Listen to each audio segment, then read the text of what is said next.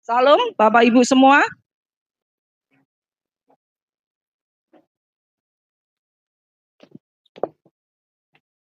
Firman yang saya bagikan sebetulnya sebelum saya ikut doa Esther, itu sudah Tuhan kasih di hati saya. Tapi saya nggak bagikan. Ya, baru hari ini saya bagikan karena waktu saya pulang dari Bogor, Bapak suruh, "Mah kamu khotbah, jangan dululah Papa aja." Ya, biasanya kan minggu pertama.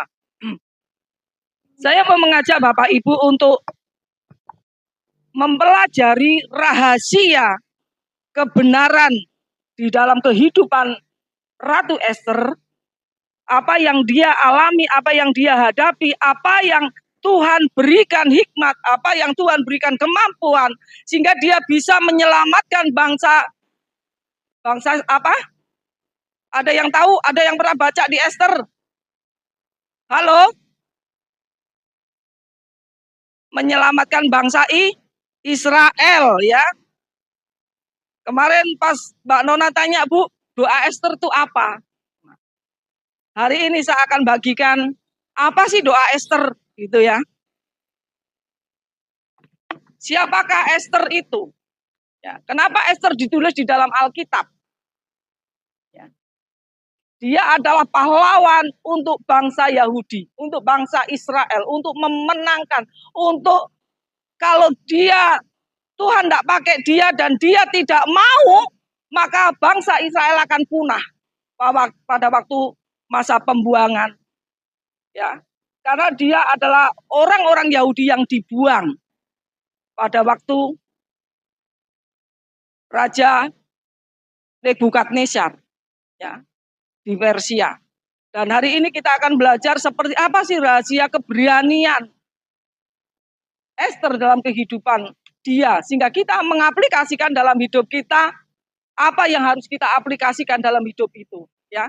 Sehingga kita menjadi orang Kristen tidak biasa-biasa saja, tapi menjadi orang Kristen yang mengalami terobosan. Kemarin Bapak sudah membagikan tentang dalam hadirat Allah. Apakah kita setiap hari ada dalam hadirat Allah? Pada waktu saya mengikuti doa Esther 3 hari berturut-turut, harus doa puasa, tidak makan, tidak minum. Ya, saya berangkat dari Rabu malam sampai sana Sabtu pagi sudah tidak boleh makan. Kamis pagi, Jumat pagi, dan siang jam 3 sore baru boleh makan. Itu apa? Kita hanya memuji, menyembah, berdoa. Setiap 2 jam istirahat. Itu pun tidak bisa tidur. Disuruh tidur. Ya, dari jam 12 kami ibadah sampai jam 3. Terus mulai lagi. Jam 6 sampai seterusnya. Terus mulai lagi. Pagi lagi jam 5. Ya, jam 5, terus sampai jam 2 malam. Ya, itu ada gangnya 2 jam tapi. Jam 2 malam. Bayangin, harusnya enak tidur, tapi kita disuruh berdoa dan puasa. Tapi hadirat Allah luar biasa. Kenapa? Di sana hanya pujian, penyembahan. Itu yang harus kita rindukan setiap kita. Mengalami hadirat Allah yang luar biasa. Tanpa hadirat Allah, kita tidak akan bisa berbuat apa-apa. Amin. Ya. Kita harus terhubung terus. Saya dalam kondisi apapun saya bisa terhubung dengan Tuhan. Karena saya selalu mengucap syukur, Tuhan kau baik. Tuhan kau baik. Kau luar biasa dalam hidupku. Kalau saya bisa berdiri di tempat ini bukan karena gagah kuat saya, bukan karena kepandaian saya. Tapi oleh karena Tuhan ada dalam hidup saya. Karena saya selalu bilang, Tuhan aku tidak mampu tanpa Engkau. Aku mau Engkau, aku butuh Engkau. Ya. Mari kita sama-sama, kalau pas pujian penyembahan jangan toleh kanan kiri. Ya, jangan lihat teman, jangan lihat HP. Tapi arahkan hatimu sama Tuhan. Saya selalu menangis, tanya sama Bapak. Dalam kondisi penyembahan saya tidak pernah namanya nggak menangis. Karena saya merasakan begitu besar Tuhan dalam hidup saya. Hari Sabtu, hari Kamis kemarin sama Jumat, pikiran saya kok ke Abraham terus. Lalu saya telepon Abraham nggak diangkat, saya Abraham ada apa? Lalu itu, oh ya mah, Saya mau jalan-jalan ke Bogor dengan 5 bis. Kok mama pikirannya ke kamu terus ya, Bram? Saya bilang. Kenapa? Langsung saya berdoa minta perlindungan darah Yesus. Jadi saat doanya jelas, Bapa di dalam nama Tuhan Yesus, hambamu serahkan 5 bis. Anak-anak dari St. John Bekasi yang mau jalan-jalan weekend trip ke Bogor. Saya satu, minta perlindungan darah Yesus. Kirim malaikatmu dari surga untuk pegang setir. Berikan hikmatmu sopirnya sehingga berjalan dengan lancar. Buka semua Tuhan jalan-jalannya. Kirim malaikatmu buka untuk jalan. Dan hari Sabtu saya membuka TikTok ada kecelakaan di Cikarang. Ya. Waduh Pak, coba bel Abraham. Bukan Sabtu dan masih Jumat ya, Jumat. Coba bel Abraham. Langsung kami bel Abraham. Bram, gimana kondisimu? Gimana keadaan? Mah baik mah. Semua jalan lancar, enggak ada yang macet. Semua sehat mah, semua anak 5 bis baik-baik saja. Itu karena apa? Kepekaan. Kalau enggak peka, saya diam aja, enggak tahu mungkin bisa terjadi kecelakaan. Apa yang saya lihat di Cikarang itu dan macet jalan. Tapi apa yang terjadi buat Abraham? Enggak ada yang macet. Jalannya lancar. Beri kemuliaan buat Tuhan. Itu yang saya katakan bahwa hadirat Allah penuh ada dalam hidup kita. Kadang-kadang kita dikasih sinyal Tuhan. Sesuatu yang harus kita doakan. Tapi kita ndablek nggak mau berdoa. Semua pasti merasakan, nggak mungkin hanya saya. Ya apa tidak? Saya kalau ada sesuatu sinyal dari Tuhan, saya langsung berdoa. Bukan langsung duduk manis, enggak. Saya bisa ngobrol sama Tuhan. Saya ngobrol. Saya bilang, Bram, mulai hari ini buat si mesbah keluarga. Berdoa bersama istri dan anak. Saya bilang, Mas Rangga sudah lakukan. Saya sering lakukan dengan Bapak. Mungkin kalau jam 4, jam setengah 4, jam 3, kita bangun pujian penyembahan. Jam 10 mesti ngantuk. Setiap jam 10 saya ingat, mesti ngantuk. Karena kita bangunnya terlalu pagi. Bahkan kadang-kadang pagi suara ini nggak kuat ngangkat. Tapi saya paksa, saya teriak-teriak sama Bapak di kamar pakai gitar. Mari kita bangun mesbah pribadi dengan Tuhan. Karena ada sesuatu Tuhan pasti kasih sinyal. Kita bangkitkan. Jangan kita, aduh masih pagi enak tidur. Kemarin waktu saya ikut doa Esther di Bogor, itu sangat keras banget. Ada yang mereka pesen makanan lewat Google, lewat apa? Grab itu ya, langsung dipanggil. Karena memang di sana kita disuruh berdoa untuk bangsa, untuk jiwa-jiwa, ya, untuk pemerintahan yang ada. Kita tidak boleh main-main. Peperangan kita bukan melawan darah dan daging. Tapi peperangan kita melawan apa? Penguasa-penguasa yang ada di udara ini. Jadi mari, di tempat ini kita rindu mengalami terobosan banyak jiwa kita menangkan. Saya bilang sama Bapak, berani enggak pada waktu Natal nanti kita ada kebangunan rohani, kita menyembuhkan orang yang sakit. Saya tantang Bapak, mari kita persiapkan semua hari ini.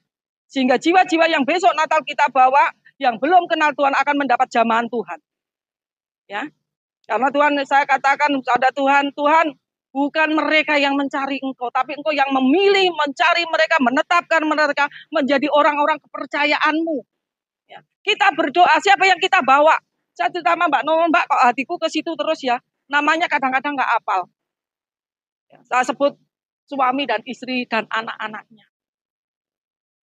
Kemampuan saya tidak akan bisa, tapi Tuhan sanggup. Amin. Ya.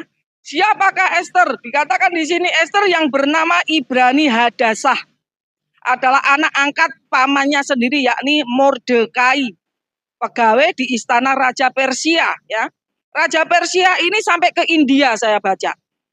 Ya. Kalau baca Alkitab jangan satu ayat, tapi lengkap. Ya. Dari Esther ini di daerah Persia itu yang menguasai sampai ke India. Kaget saya, wih Persia sampai ke India, kok nggak sampai ke Indonesia ya?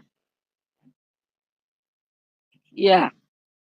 Mereka termasuk kaum Yahudi yang dibuang oleh Nebukadnezar Raja Babel setelah Babel dikalahkan Persia. Bangsa Israel berada di bawah kekuasaan Raja Persia. Setelah melakukan banyak persiapan dan menjadikan seleksi ya, Ester terpilih menggantikan Ratu Persia yang terdahulu. Kehidupannya berubah drastis dari orang biasa menjadi istri raja yang dihormati semua orang, ya, disayang, ya, di situasi baik terkadang tidak bertahan lama. Nah, Ester yang tidak menjadi siapa-siapa, dia dipersiapkan Tuhan untuk menjadi seorang ratu yang menggantikan siapa tadi? Ratu siapa? Halo? Halo? Gak ada yang tahu ya? Ratu Wasti. Ya. Jadi Ratu Wasti itu menikah dengan siapa? Ahasveros, bukan Nebukadnezar ya. Ini suatu sejarah, harus dibaca sungguh-sungguh. Kita tidak akan ngerti ceritanya kalau kita nggak baca, Bapak Ibu. Ya. Jangan Alkitab itu diambil cuma satu ayat. Wah, aku dapat ini. Enggak, harus belajar. Sehingga kita akan memahami karya Kristus dalam hidup kita. Ya. Kalau kita tidak belajar sungguh-sungguh dalam kebenaran firman, kita tidak akan tahu ceritanya, kita tidak tahu mujizat yang terjadi. Kita tidak tahu keajaiban Tuhan Yesus seperti apa dalam hidup kita. Ya.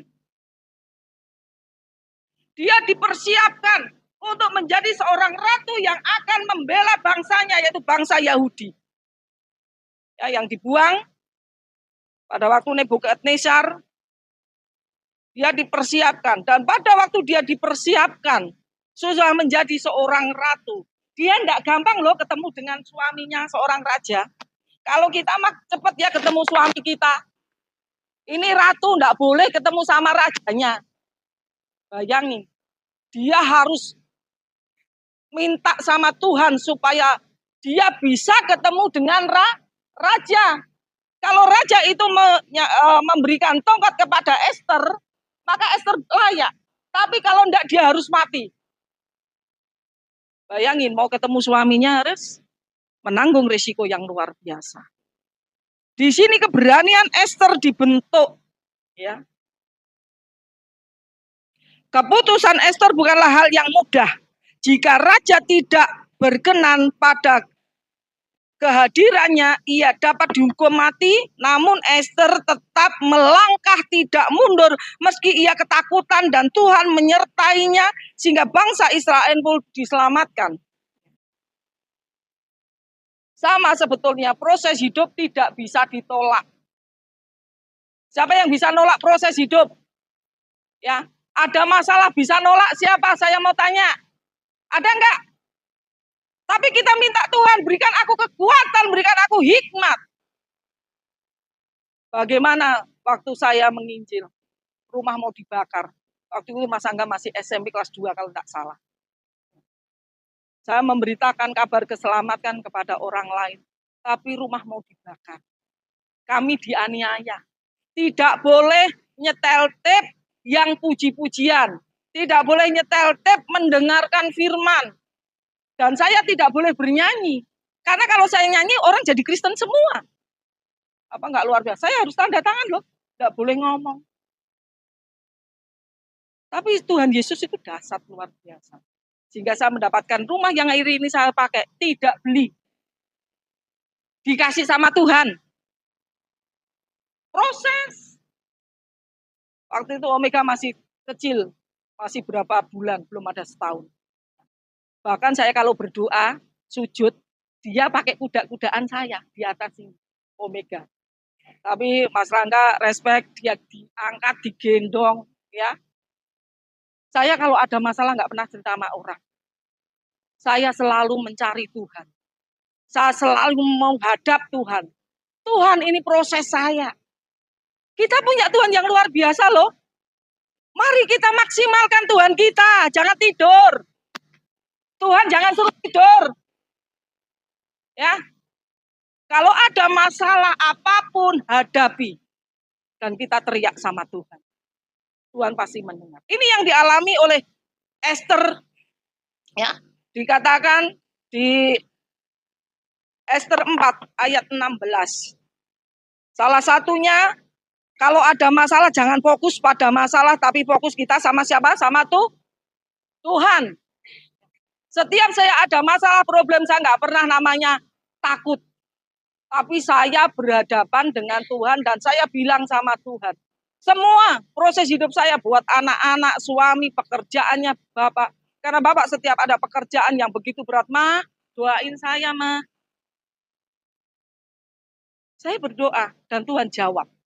Saya katakan Tuhan nggak pernah nggak jawab doa-doa saya. Tapi saya juga nggak sembarangan minta-minta. Pengalaman berapa tahun yang lalu kita pernikahan 25 tahun.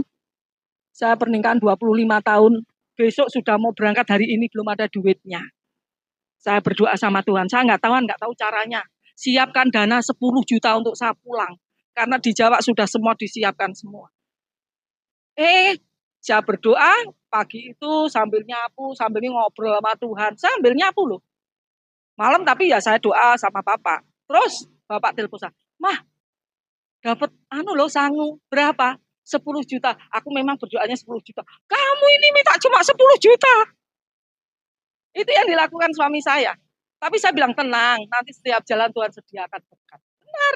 Dimanapun kami diamplopin orang. Bukan minta loh. Ya. Saya didapat uang saku dari Bandung. Dari mana Pak? Ya. Itu loh karya Tuhan.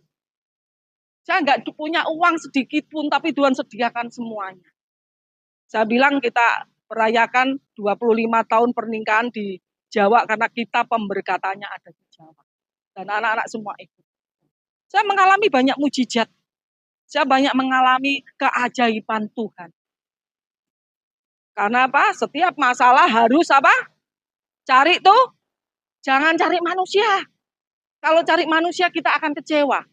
Tapi kalau kita cari Tuhan dan hidup taat sungguh-sungguh, menghadirkan Tuhan dalam hidup kita, maka setiap doa kita Tuhan pasti jawab. Amin. Ya. Dikatakan Ester 4 ayat 16 dikatakan, ya. Ayo kita baca bersama-sama. Pergilah, kumpulkanlah semua orang Yahudi yang terdapat di Susan dan berpusatlah untuk aku. Jangan makan dan jangan minum 3 hari lamanya. Baik waktu malam, baik waktu siang, atau serta dayang-dayangku pun akan berpuasa demikian. Dan kemudian aku akan masuk menghadap raja. Sungguh pun berlawanan dengan undang-undang. Terpaksa aku mati, biarlah aku. Ini luar biasa imannya, saya katakan. Kalau memang aku mati, biar aku mati. Karena undang-undang kerajaan Persia, dia membuat peraturan tidak semua orang bisa ketemu sama raja, walaupun itu istrinya sendiri. Ini istrinya sendiri loh. Karena dia dapat berita, Haman merekayasa akan memusnahkan bangsa Yahudi. Orang Israel mau dihabiskan oleh Haman. Sudah merencanakan, ya, kalau baca tahulah ceritanya nanti. Haman diberi kuasa oleh raja. Siapa yang tidak menyembah raja, dia harus dibunuh. Mordekai tidak mau. Dia punya Tuhan yang hebat. Dia tidak mau menyembah manusia. Sehingga pada waktu Haman itu berjalan, mau ke kerajaan, si Mordekai ada semuanya menyembah, tapi Mordekai tidak mau. Sehingga dia panas hati dan membuat rekayasa untuk membunuh bangsa Israel. Karena di sana bangsa Israel semakin bertumbuh, bangsa Israel semakin berkembang, bangsa Israel akan menguasai daerah itu. Sehingga Haman tidak senang melihat hal itu. Ya. Bagaimana dengan sikap kita? Apakah kita sudah berdoa buat Indonesia supaya mengalami hujan pertobatan? Aduh Bu, boro-boro berdoa buat Indonesia, buat diri saya sendiri aja enggak? Ya atau tidak? Ya, mari kita bangkitkan. Tuhan tuh rindu loh berjumpa dengan kita semua. Lagu-lagu ini saya terus terang, dari kemarin saya bilang sama Bapak, Saya udah nyiapkan sebagai khotbah berhari-hari. Mah, siapin khotbah. Iya, saya udah siapin. Pak, tolong sini. Tapi kok badan saya sakit semua. Sampai bapak tak suruh dipijeti, bapak malah sininya keseleo ininya agak jarem. Akhirnya saya malam, Pak, besok aku nggak bisa berdiri kamu ya. Bapak jam 2 nyiapin khotbah. Kamu ini suruh aku nyiapin khotbah. Ya aku udah bilang kan, nek aku engkau ndak kuat, kamu yang bangkit. Udah toh. Tapi saya bilang, saya mau menyampaikan. Mari kita bangun. Ya, saya ada masalah ada di fisik saya enggak kuat kayak dulu-dulu lagi. Saya gampang sakit. Makanya waktu doa Esther kemarin, terutama Pak Thomas bilang, Ibu masih sehat, masih Pak. Wah. Ya, kalau saya ngantuk, saya lari-lari, nyanyi sampai loncat-loncat gini. Enggak duduk, enggak tidur, tapi joget-joget supaya saya enggak ngantuk.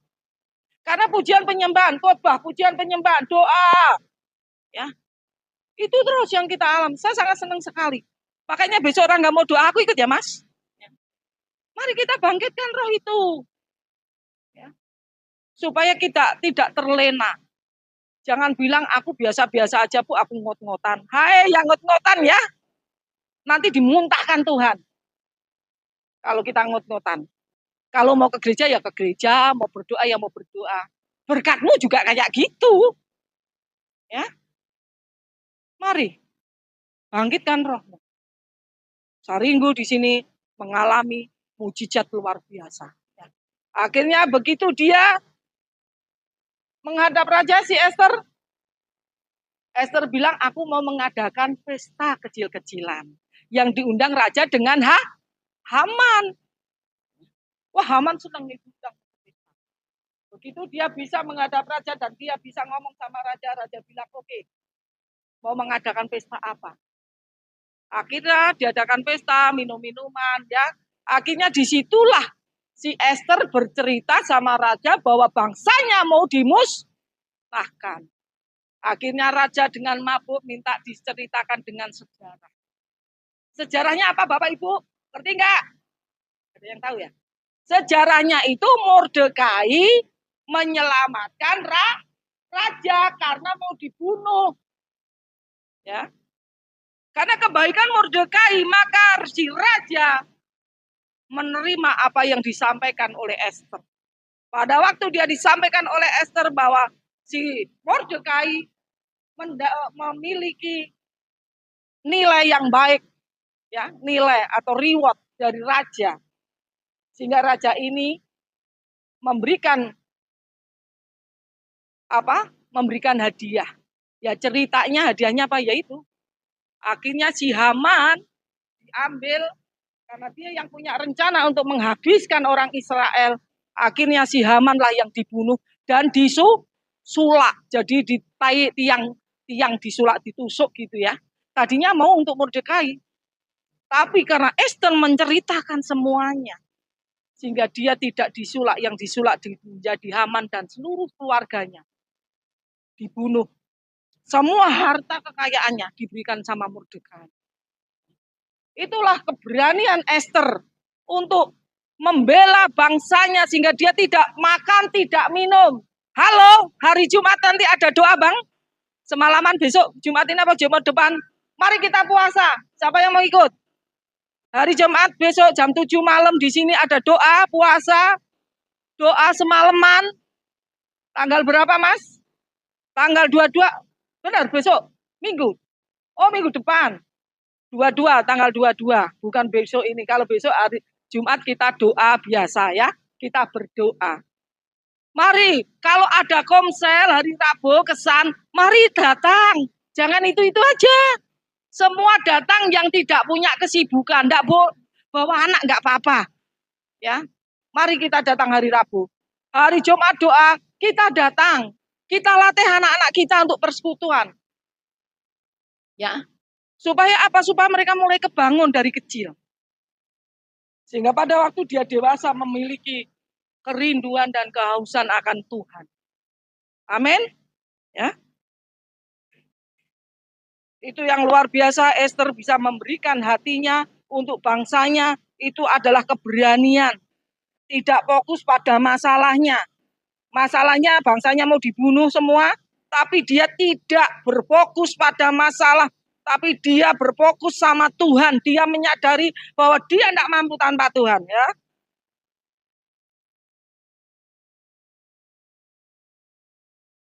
Saya mau tanya kepada jemaat, apa yang Bapak Ibu lakukan saat menghadapi kondisi yang tidak menyenangkan?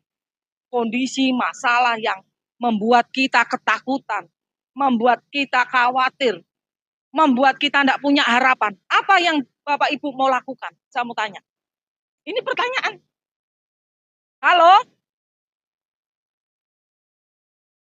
Ya, diam dan berdoa. Kalau saya khotbah, saya banyak bertanya ya, saya ngobrol. Saya nggak mau saya sendiri, karena saya rindu setiap kita fokus pada firman. Ya. Kalau Pak Jono menjawab, diam dan berdoa. Tenangkanlah hatimu. Kalau ada damai sejahtera, maka kita pada waktu berdoa itu tenang, enak. Jangan fokus kepada masalah. Kalau kita fokus pada masalah, kita pakai otak. Piye yo carane kalau ini kayak gini, kalau ini kayak gini. Ya apa tidak? Kita akan menggunakan pikiran kita, bukan kita memberikan rancangan kita sama Tuhan. Yang benar itu rancangan kita yang kita berikan sama Tuhan. Biar Tuhan yang mengerjakan. Itu butuh iman. Ya, butuh keberanian. Butuh siap menghadapi tantangan itu. Pada waktu Bapak menghadapi demo di Kota Bumi, banyak orang telanjang ya Pak. Telanjang dada segini. Dimasukin TV Lampung. Dan pada waktu itu Bapak mau dibacok, yang bacok ditembak kakinya oleh polisi dan lubang. Waktu itu mau sidang di Kota Bumi dan sorenya kami harus pelayanan di metro. Saya berdoa. 1-2 jam aja Tuhan selesai. Udah jam 4, udah setengah jam saya berdoa. Saya kirim doa. Saya setiap diminta doa saya kirim. Waktu itu masih pakai SMS ya. Pakai SMS. Saya SMS, dia berdoa. Terus dia jawab, cuma setengah jam. 14 orang yang disidangkan cuma setengah jam. Masuk akal tidak? Kadang-kadang 1 orang aja berjam-jam. Ini 14 orang loh. Dan Bapak bilang, Ma aku siap-siap ya. Ya udah cepat, jam 4 harus sudah sampai metro. Karena pelayanan kami di metro. Itu kuasa siapa? Kuasa Tuhan. Coba kalau tidak ada kuasa Tuhan, saya nggak akan mengalami terobosan yang luar biasa bersama Bapak. Kalau hari ini gereja seperti ini pun karena Tuhan. Karena kita berdoa, kita berserah sama Tuhan. Kalau enggak juga nggak tahu ini gereja seperti apa. Mali, rohmu bangkitkan. Pada waktu pujian tadi, Tuhan ku berikan hatiku. Ini loh hatiku Tuhan. Nangis. Rasakan Tuhan begitu dalamnya mencintai saya, begitu dalamnya mengasihi saya. Mari, kita harus berani.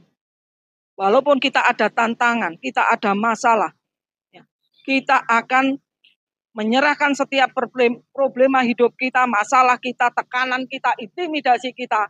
Kita nyatakan bahwa Tuhan ajaib, Tuhan sanggup dalam kehidupan setiap kita. Amin. Ya. Yang rahasia yang kedua, tidak berjalan sendiri, tetapi berjalan bersama Tuhan. Ratu Ester paham bahwa dirinya tidak mampu. Dia tidak mampu, maka dia mengumpulkan semua orang Israel untuk berdoa puasa 3 hari untuk minta pembelaan Tuhan. Ya. Kita buka Ester 5 ayat 2-3.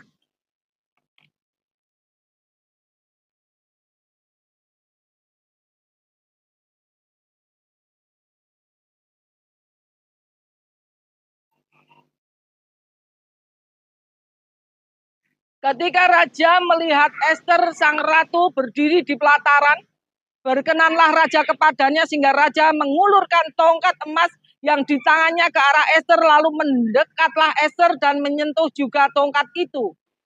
Ya. Yang saya sudah bagikan tadi ayat 3, Mas.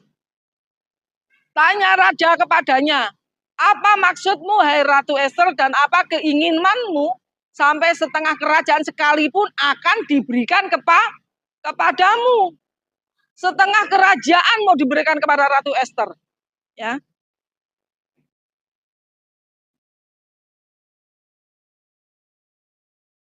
Ya, tadi sudah saya bagikan bahwa Ester menyampaikan apa yang dia alami. Bahwa bangsanya mau dimusnahkan oleh Haman. Itu yang diceritakan kepada raja. Ya. Raja berkenan, bahkan raja memberikan apa? Setengah kerajaannya untuk Ester. Karena dia berkenan, dia sangat senang. Ya. Karena Ester ini adalah ratu yang paling baik, ratu yang taat. Pada waktu dia menikah dengan Wasti, Wasti mau dibawa ke perjamuan, dia tidak mau. Ya, akhirnya raja mengambil keputusan untuk menikah lagi, mencari perawan lagi, mencari anak-anak muda. Akhirnya Ester yang didapatkan. Begitu luar biasanya. Begitu luar biasa Tuhan, begitu dahsyatnya Tuhan. Sehingga Ester bisa ketemu sama raja ya. Ini dia memiliki kerendahan hati yang luar biasa. Karena dirinya menganggap dia tidak mampu. Saya tidak mampu menghadapi pembunuhan yang terjadi untuk bangsa saya, dia katakan. Maka saya harus merendahkan hati di hadapan Allah. Ini salah satu contoh dalam kehidupan setiap kita. Kalau kita ada masalah, jangan sombong. Merasa kita bisa menyelesaikan sendiri. Tapi kita harus menyadari bahwa diri kita tidak bisa apa-apa tanpa Tuhan. Itu yang disadari oleh Ratu Ester, sehingga Ratu Ester membawa semua masyarakat Israel, semua orang-orang Israel untuk doa puasa 3 hari berturut-turut. Ya. Saya terus ulang-ulang. Sehingga kita tuh paham apa sih yang benarnya terjadi dalam hidup kami, saya, kita semua. Kita tidak bisa berbuat apa-apa tanpa Tuhan. Butuh kerendahan hati. Ya. Nggak boleh sombong. Menganggap, wah aku bisa, aku kan hebat. Sehingga apapun dikerjakan sendiri dan tidak memberikan waktunya untuk Tuhan. Ya. Kita memiliki kerendahan hati, tidak sombong. Ya, kemarin sudah dibagikan tentang Bapak sama Bapak ya. Kerendahan hati, tidak sombong. Ya, kita terus berharap sama Tuhan, kita terus menyelesaikan masalah itu sama Tuhan, sehingga apapun yang terjadi dalam hidup kita, Tuhan yang bekerja, Tuhan yang akan menyelesaikan. Amin. Ya. Saat Anda takut, apakah sumber keberanian Anda? Pertanyaan. Apa yang menjadi keberanian kita? Nggak ada. Ya, keberanian kita ya hanya pegangan kita yaitu Tuhan Yesus. Saya berani menginjil, saya berani menyampaikan kebenaran kepada orang lain. Karena saya menyadari bahwa saya akan dilindungi oleh Tuhan. Dikatakan di Matius 28 ayat 19 sampai 20. Tuhan menyertai sampai pada akhir zaman. Kenapa kita takut? Tuhan akan menyertai sampai akhir zaman. Beritakanlah Injil, ajarlah, baptislah mereka dan langsung diajar. Kenapa kita harus takut? Kenapa kita harus bimbang? Kenapa harus kita was-was? Mari kita sama-sama menyampaikan kabar keselamatan dan keselamatan buat kita sendiri. Karena keselamatan dikatakan untuk semua manusia. Tuhan datang bukan untuk agama Kristen. Tuhan Yesus datang buat dunia untuk diselamatkan. Mari kita akan memberitakan kabar keselamatan buat setiap jiwa-jiwa. Tidak boleh takut, ya, kita bisa menceritakan kebaikan Tuhan dalam hidup kita. Makanya saya bilang Natal besok adalah Natal keluarga dan membawa keluarga-keluarga kita yang belum kenal Tuhan, anak kita, suami kita, ya, istri kita, saudara kita, keponakan. Mari kita sama-sama rayakan bersama di tempat ini. Sebelum Natal, saya minta untuk terus berdoa supaya kita menghadirkan kuasa Tuhan di tempat ini. Sehingga yang sakit disembuhkan, ya, yang mengalami masalah mendapat solusi. Karena kita bukan mengandalkan diri kita, tapi kita mengandalkan siapa? Tuhan. Itu yang bisa sampaikan. Mari kita bangkit berdiri, ya.